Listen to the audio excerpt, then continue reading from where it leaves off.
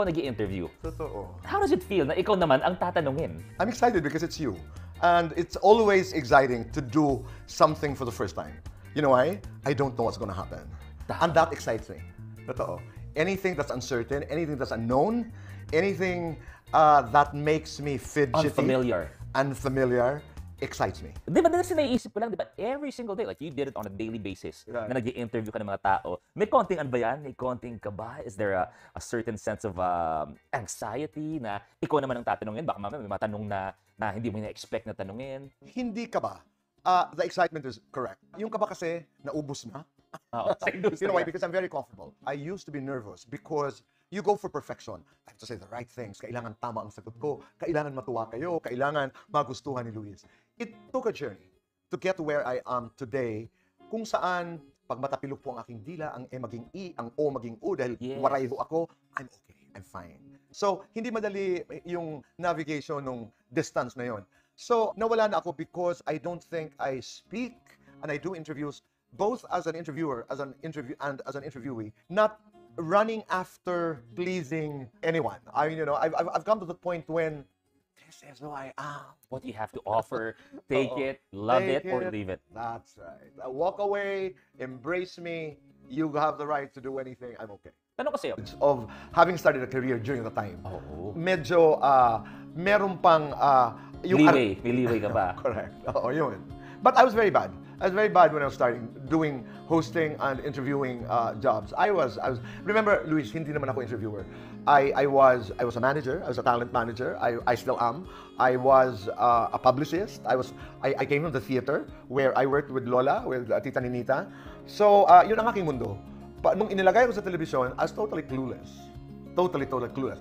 But, like your mom, noong nabigyan ako ng pagkakataon, nag-aaral ako.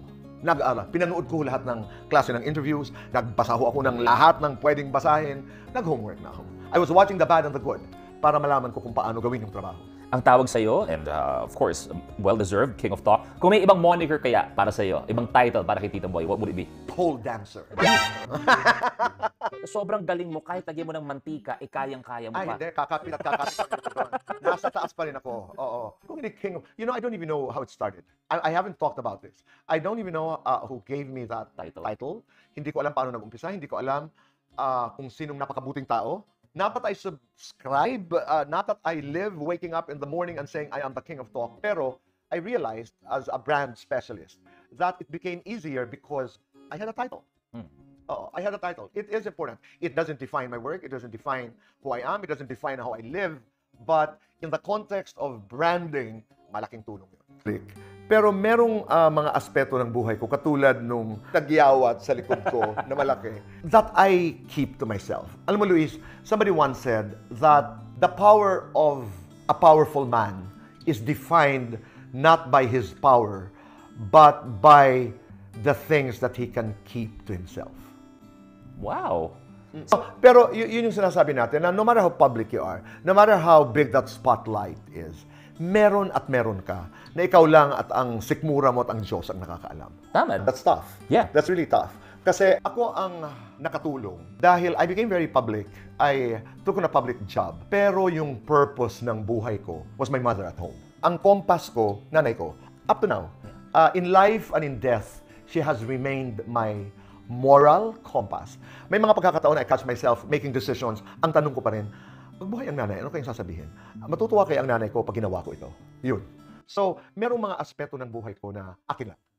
And I'm glad I was able to take certain things really close to my chest. Because even for public figures, about certain moments that you want to keep to yourself. Right. Tito Boy, sa lahat ng napagdaanan mo sa buhay, the good, the bad, ano na ang most important life lesson na natutunan mo? Mula sa nanay ko, the first thing that comes to mind, dalawa actually, parating sinasabi ng nanay ko, kahit anong mangyari sa'yo sa buhay, huwag kang mawawala pa uwi. Never lose your way back home. Teacher ang nanay ko, grade 1 teacher. So ang trato niya sa akin, pupil. Grade 1 pupil. Pangalawa, naniniwala ako sa competition, Luis. I'm very, very competitive. Pero I believe in healthy competition. I don't subscribe too much to this whole notion about I don't compete, although I respect it. I don't compete, I compete with myself. Hindi. I compete with everybody. I compete with everybody because sa pamamagitan ng competition na yon, I am cognizant of knowing what they're doing. You learn along the way. You learn along the way. Pero hindi ako natatakot I used to join declamation contests sa Borongan Eastern Samar. I used to join oratorical contests, pati nga dance contests. But nanay would always say, in Waray, it sounds this way, bago pa magtikang itong contest, ikaw na ang nagdaog. Even before a contest begins, you are my winner. Eh, ba't ka matatakot? Di ba? Oo naman. Panalo na ako sa nanay ko eh. Ano Yun ba, yun. I never got to meet, I mean, siguro I met nanay, Oh. but we never got to hang out, to sit down. Right. How do you describe her? Formidable. Wow, in what way? Formidable. In all ways. She was a formidable woman. She was very strong. She was unafraid. The laughter was infectious. And what a presence. Mahirap na mahirap ang nanay ko. She was a public school teacher for 41 years, 11 months, and 2 days. Nagturo ang ina ko ng grade 1. Formidable is the term. Higit pa sa tapang. Higit pa sa hindi takot. My nanay was present. Parating sinasabi niya, be present. My nanay was always present. Hindi umatras sa maganda at hindi maganda na nangyari sa aming buhay. Every day with our mothers is special. Diba? That's a Yeah. given. But do you have one fondest memory na kumbaga, yun yung anchor mo na binabalik-balikan pag sinanay ang pinag-uusapan? Nanay had dementia. And she passed on December 1 of 2019. Hindi ko alam, pag pinag-iisipan ko, ano ba ang defining moment naming dalawa ng nanay ko? It was when she was weak.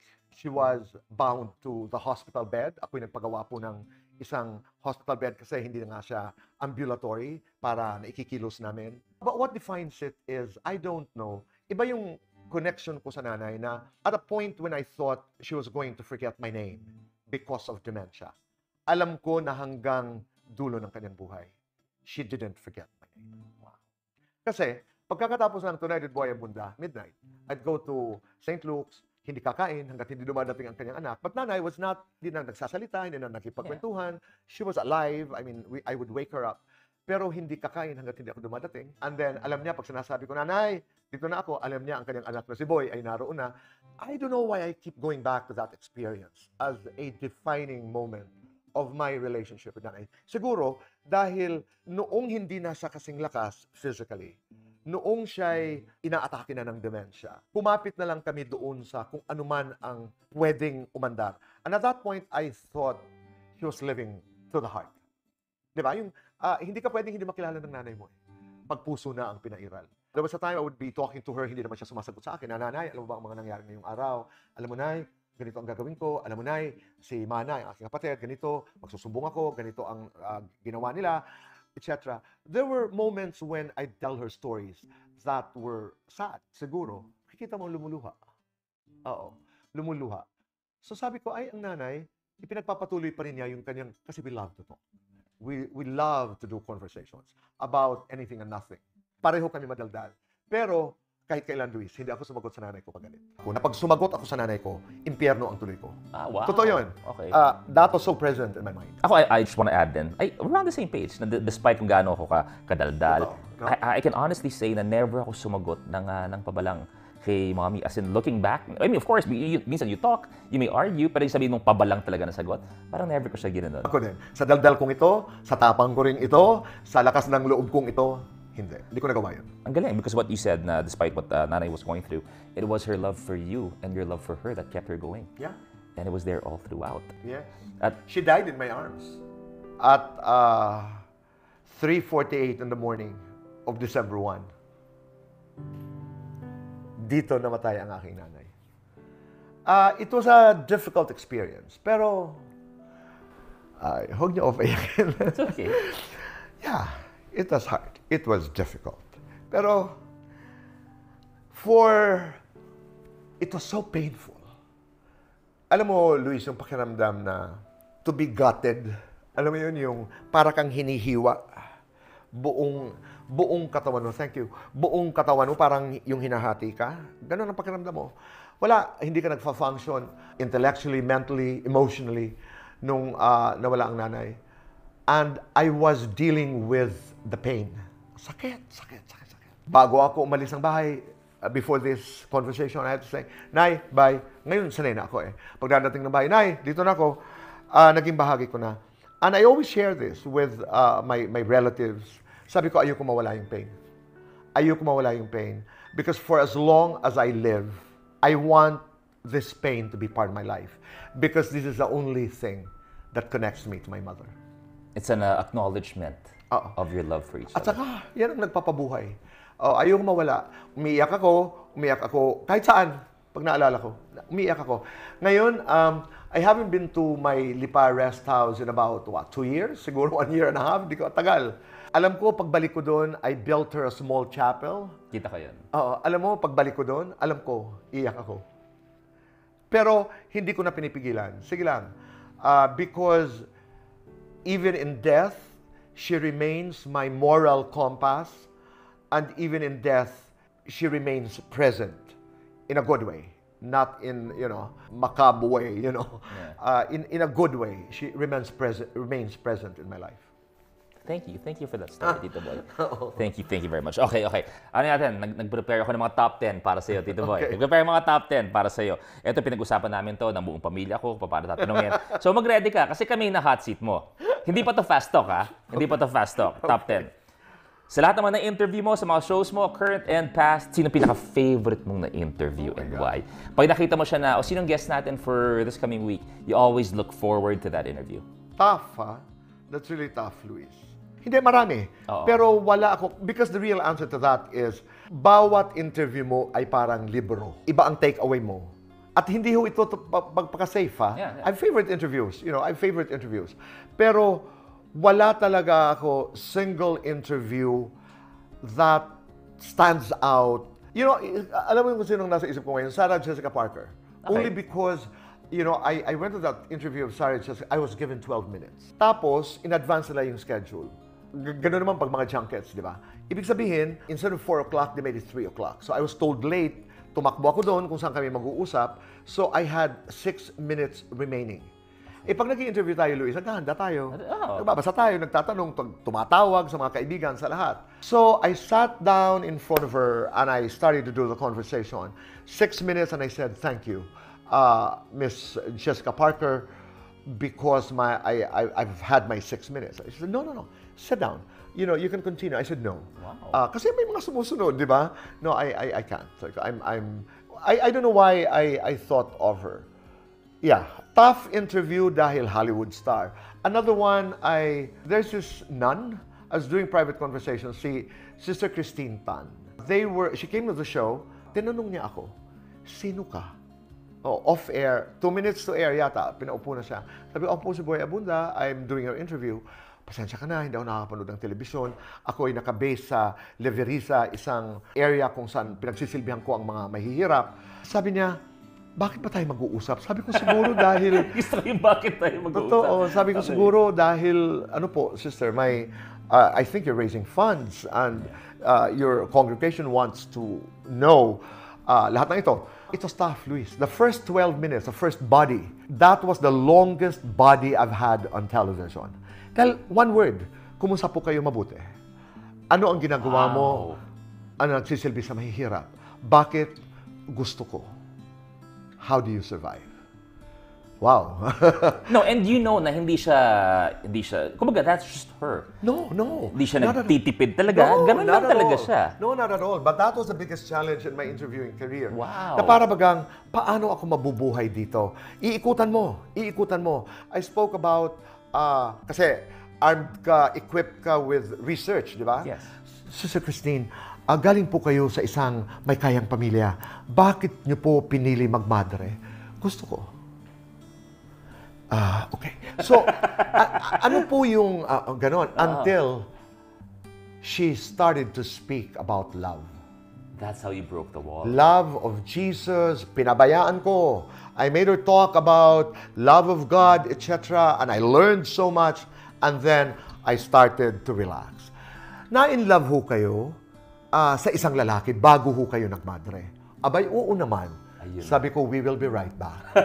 Ayun Oo. na. Hindi ko malilimutan yun. At kaninong showbiz breakup ang nagulat ka? Kaninong showbiz breakup yung what? Nag-break sila? The first, again, couple that comes to mind is Danielle and Catherine. I was shocked. Oo. Because during COVID, I did an interview with Danielle. Nanghingi pa ho ako ng adobo kay Mami Tin. Kapit bahay, kapit village. hindi ako ready doon. I was shocked. 11 years together and And you're also a fan. ng I'm a Katniel. fan. Yes, ng I'm a Katniel. fan. Oo, I'm a fan. In that interview, Luis, tinanong ko si Danielle, what is worse than betrayal? I remember that question. What is worse than betrayal? Ang ganda-ganda ng sagot, yun ang take-away ko doon sa pag-uusap na yun. Sabi niya, being forgiven. Isipin natin, totoo yun.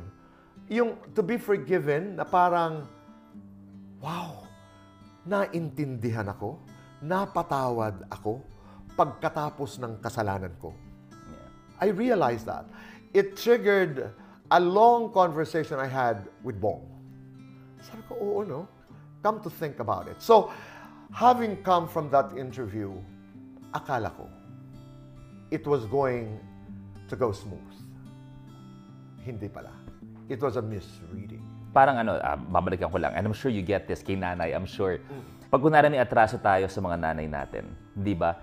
Sometimes mas gugustuhin natin na bulyawan tayo because it ends there. Tama.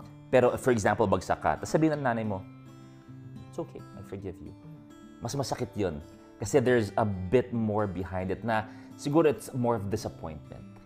Sometimes mas okay ka na bigyan ka ng isang matinding sabon instead of just saying na, it's okay, I forgive you. May bit-bit sa'yo yun. At saka, Luis, the idea that I put you through it. Yes. The idea na idinamay kita. The idea na pati ikaw, inako mo ang sakit. Kasi when you forgive, you're literally saying, I get it. I feel for you. Kahit ang sinaktan mo, yung nagpapatawad. And that's tough. Ito na fast talk, Tito Boy. Ready ka na? Hey! Una-una, mabilis lang to. Kung gamit ka sa banyo, ano ka? Toothbrush, From 1 to 10, gano'n ka ka-loyal? 8.9. May pingi. Complete the statement. Sana pagising ko, blank. Sana pagising ko ay alam ko ang kakainin ko. Last time na umiyak ka. Oh, ngayon lang. Yakin ko talaga. Second to the last time na umiyak ka. It was about nanay. I delivered a speech before students at napunta na naman ako. My discourse led me to maternal love. Yun na naman. Pag kunikwento ko nanay, umiyak ako. Last prayer mo na tinupad ni Lord. Ay, sabi ko bago ako umalis ng Maynila, Lord, give me the words sa pag-uusap namin ni Luis. And He did. Sarap, no? That's also a prayer Oo. right before a big hosting gig. Lord, give me the words to say, give me a bit of humor, or the gift of gab, if you will. Hanggang no? ngayon. I still pray Hanggang that ngayon. every single time. Tito Boy, wala nang happiness ngayon. Walang happiness. Sex or chocolate? Diyos ko, sex. Okay. Aanin ko naman yung chocolates. Tito Boy, kung sakasakali man, bibigyan ka pa ng buhok, anong gusto mo? Isa sa taas o dalawa sa gilid? Dalawa sa gilid. Kasi ordinaryo na yung isa sa taas. Tito Boy, isang malaking butas ng ilong o tatlong butas? Alam mo, I'd like to try tatlo. Tito Boy, isang malaking nipple sa harap o 5 sa likod? Ay, gusto ko yung 5 sa likod. Luis o Piolo?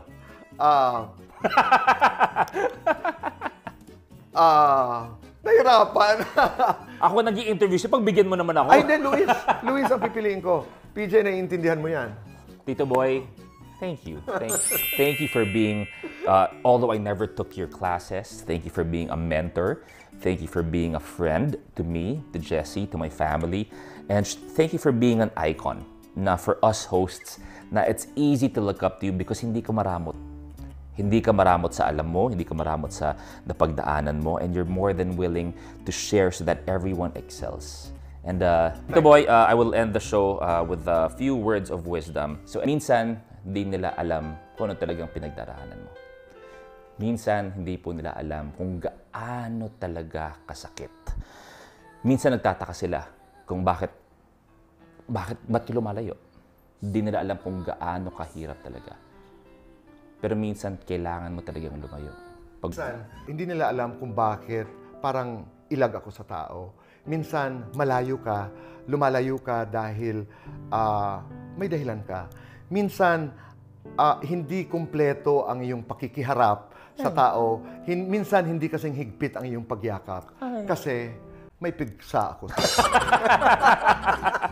I love you, Tito Boy. Thank you for being here sa Luis.